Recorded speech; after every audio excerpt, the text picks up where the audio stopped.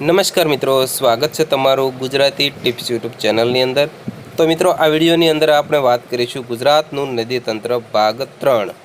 જો તમે ભાગ 1 અને 2 ન જોયા હોય તો તેની લિંક વિડીયોના ડિસ્ક્રિપ્શન બોક્સની અંદરથી મળી જશે, ત્યાંથી તમે જોઈ શકો છો। તો ચાલો જોઈએ। ગુજરાતમાં મચ્છુ નદી કયા કયા જિલ્લામાંથી પસાર થાય છે? તો જવાબ છે રાજકોટ અને મોરબી જિલ્લામાંથી। મચ્છુ નદીનું ઉદ્ગમ સ્થાન ક્યાં આવેલું છે? તો મિત્રો, જસદણ તાલુકાના દહીંસરા ગામ પાસેથી આવેલું છે। મચ્છુ નદી પર કયા કયા બંધો આવેલા છે?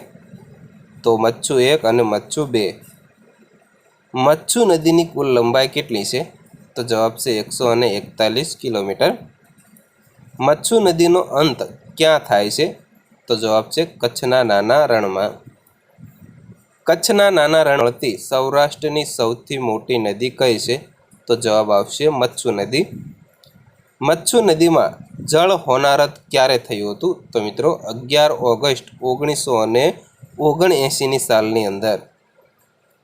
11 ઓગસ્ટ 1979ના રોજ મચ્છુ નદીનો કયો બંધ તૂટ્યો હતો? તો જવાબ છે મચ્છુ 2 બંધ। ગુજરાતમાં આજી નદી કયા કયા જિલ્લામાંથી પસાર થાય છે? તો જવાબ છે રાજકોટ જિલ્લામાંથી।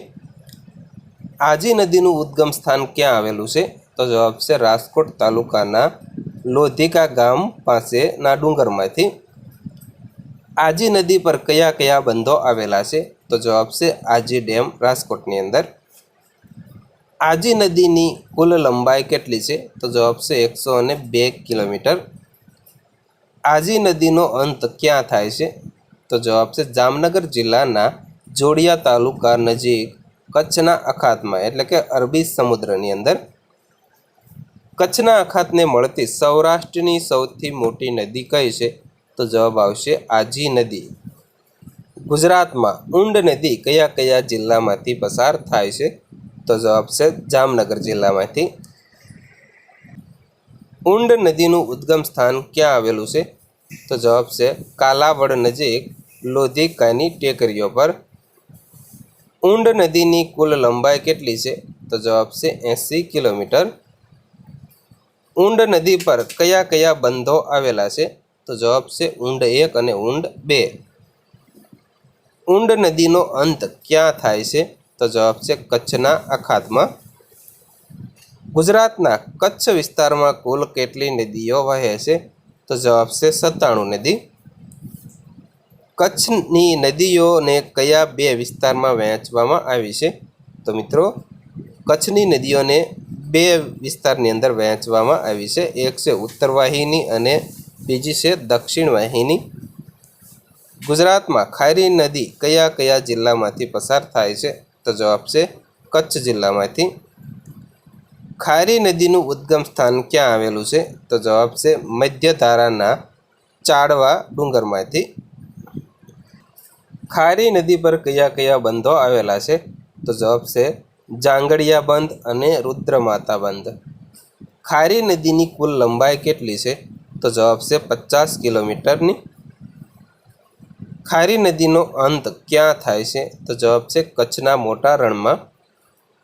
ગુજરાતમાં રૂકમાવતી નદી કયા કયા જિલ્લામાંથી પસાર થાય છે? તો જવાબ છે કચ્છ। રૂકમાવતી નદીનું ઉદ્ગમ સ્થાન ક્યાં આવેલું છે? તો જવાબ છે ભુજ તાલુકાના રામપર વેકરા ગામમાંથી। રૂકમાવતી નદી પર કયા કયા બંધો આવેલા છે? તો જવાબ છે વિજય સાગર।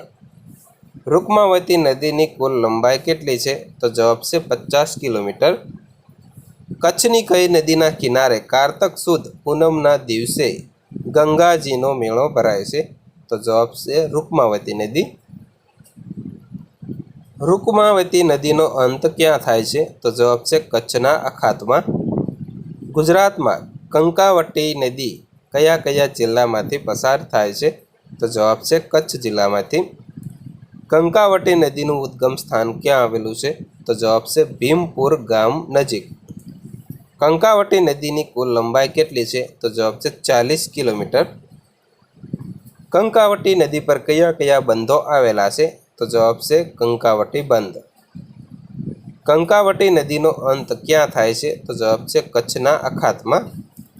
ગુજરાતમાં સૌથી વધુ નદી ધરાવતો જિલ્લો કયો છે? તો જવાબ છે કચ્છ જિલ્લો. કચ્છ જિલ્લામાં કેટલી નદીઓ વહે છે? તો જવાબ છે 97 નદીઓ. ગુજરાતની સૌથી લાંબી નદી કઈ છે? તો જવાબ છે સાબરમતી નદી. ગુજરાતની સૌથી મોટી નદી કઈ છે? તો જવાબ છે નર્મદા નદી. ગુજરાતમાંથી ઉદ્ભવતી અને ગુજરાતમાં વહેતી સૌથી લાંબી નદી કઈ છે? તો જવાબ છે ભાદર નદી. સૌરાષ્ટ્રની સૌથી મોટી નદી કઈ છે? તો જવાબ છે ભાદર નદી.